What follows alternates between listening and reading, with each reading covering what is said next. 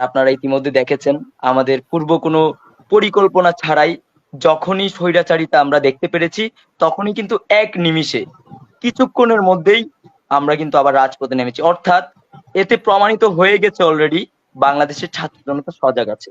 যেকোনো সময় যেকোনো পরিস্থিতি মোকাবেলা করতে বাংলাদেশের ছাত্র জনতা প্রস্তুত আছে। যেহেতু দেশ আমার মা, আমি আমার মাকে আগে রক্ষা করব, আমি আমার মাকে আগে বাঁচাবো।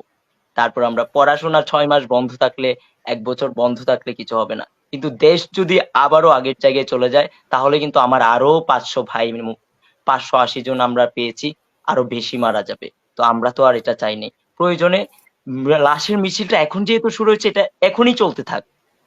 পরবর্তীতে যেন আর কোনো রকম এরকম পরিস্থিতি সৃষ্টি না হয়, এবং যে কোনো অস্থিতিশীলতা মোকাবেলা করতে আমরা সবসময় আছি রাজপথে। যদি কেউ স্বৈরাচারিতা প্রদর্শন করার কোন রকম চেষ্টা করে, যেভাবে তাকে বসানো হয়েছে তাকে সেভাবে নামানো হবে। সিদ্ধান্ত নিবে বাংলাদেশের ছাত্র জনতা। দেশে কি হবে, কে থাকবে, কোথায় থাকবে, সেই সিদ্ধান্ত বাংলাদেশের ছাত্র জনতা নেবে। ২, আমরা বাংলাদেশের ছাত্র জনতা সব সময় যে কোনো পরিস্থিতি মোকাবেলা করতে প্রস্তুত আছি। রক্ত তো দিয়েছি, আমাদের বিপ্লবটা কিন্তু শেষ হয়ে যায় নাই। যে ছাত্র নাগরিক অভ্যুত্থান শুরু হয়েছে, সেই ছাত্র নাগরিক অভ্যুত্থান শেষ হয়নি।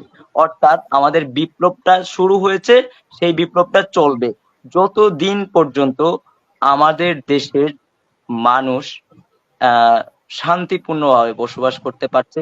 আমাদের এই দেশ, আমরা যে বাংলাদেশের স্বপ্ন দেখি, যেই বাংলাদেশের স্বপ্ন নিয়ে আমরা আজকে এই রক্ত ঝরিয়েছি, রাজপথে নেমেছি, লাইব্রেরি ছেড়ে এসেছি, প্রতিষ্ঠান ছেড়ে এসেছি, সেই স্বপ্ন বাস্তবায়নের আগে পর্যন্ত আমাদের বিপ্লবটা চলবে, এবং যেই ধারাবাহিকতা আছে সেই ধারাবাহিকতা অব্যাহত থাকবে। বাংলাদেশের ছাত্র জনতা সবসময় সজাগ দৃষ্টি রাখছে এবং যে কোনো সময় যে কোনো পরিস্থিতি মোকাবেলা করতে প্রস্তুত আছে। আমাদের শহীদ ভাইদের রক্ত কোনোভাবে আমরা বৃথা যেতে দিব না। প্রয়োজনে লাশের মিছিল অব্যাহত থাকবে। ধন্যবাদ। আপনাকে আরো যেটা প্রশ্ন করতে চাই যে 15ই আগস্টে একটা কিছু হতে পারে, যেটা আপনারা প্রতিহত করেছেন, জুডিশিয়াল ক্রুকে আপনারা প্রতিহত করেছেন, কিন্তু সেরকম আরো অনেক মানে ক্রু হতে পারে এরকম আমরা শুনছি, কিন্তু আবার 15ই আগস্টে কিছু একটা ঘটতে পারে। সেটাকে প্রতিহত করার জন্য আপনাদের কতটা প্রস্তুতি আছে মানসিক এবং মানে হিসেবে, শারীরিক হিসেবে? প্রস্তুতিটা আমাদের না, প্রস্তুতিটা বাংলাদেশের ছাত্র জনতার। আর আপনারা ইতিমধ্যে দেখেছেন আমাদের পূর্ব কোনো পরিকল্পনা ছাড়াই যখনই স্বৈরাচারিতা আমরা দেখতে পেরেছি, তখনই কিন্তু এক নিমিষে কিছুক্ষণের মধ্যেই আমরা কিন্তু আবার রাজপথে নেমেছি। অর্থাৎ এতে প্রমাণিত হয়ে গেছে অলরেডি বাংলাদেশের ছাত্র জনতা সজাগ আছে। যে কোনো সময় যে কোনো পরিস্থিতি মোকাবেলা করতে বাংলাদেশের ছাত্র জনতা প্রস্তুত আছে।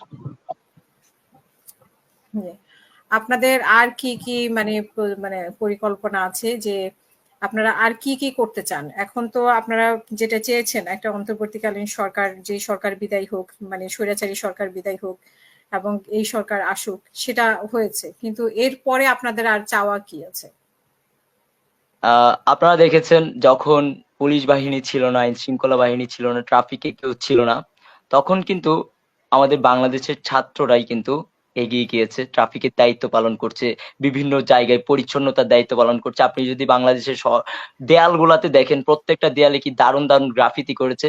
অর্থাৎ এতে প্রমাণিত হয়েছে বাংলাদেশের সাধারণ ছাত্রদের হাতেই বাংলাদেশ সুন্দর। ছাত্রদের নেতৃত্বে, তরুণদের নেতৃত্বে, তারুণ্যের নেতৃত্বে বাংলাদেশ এগিয়ে যাবে। এবং বাংলাদেশের জায়গায় আমরা যে বাংলাদেশের স্বপ্ন দেখি, সেই বাংলাদেশে রূপান্তরিত করতে হলে ছাত্ররা যা কিছু প্রয়োজন হয় তাই করবে। কিন্তু ছাত্রদের তো পড়াশোনাও করতে হবে, তো সেটা আপনারা কি করবেন? আগে তো দেশ, আগে আমার মা, তারপর অন্য কিছু।